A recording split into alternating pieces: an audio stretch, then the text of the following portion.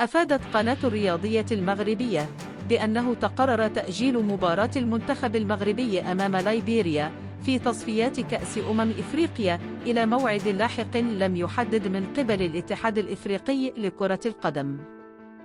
وضرب زلزال مدمر المملكة المغربية الليلة، وأسفر عن وقوع عدد من الضحايا تقدر ب 632 قتيلاً و329 مصاباً حسب التلفزيون المغربي الرسمي. وباتت مملكة المغرب على كارثة وليلة مرعبة، حيث ضربها زلزال شدته 7 درجات على مقياس ريختر ليلة السبت، وكان مركز الهزة الأرضية في جماعة إغيلة بإقليم الأحواز. وتقدم الاتحاد المغربي بطلب لتأجيل مباراة منتخب المغرب مع نظيره ليبيريا المقرر إقامتها في 10 مساء اليوم بعدما ضرب زلزال مدمر بعض المدن المغربية.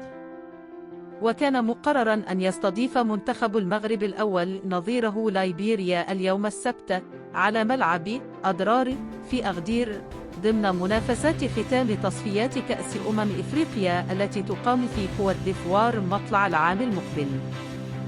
وتمت دول أخبار بأن ياسين بونو حارس الأسود وبقية أفراد منتخب المغرب بخير، وهناك توجه لتأجيل مباراتهم اليوم بسبب الزلزال القوي.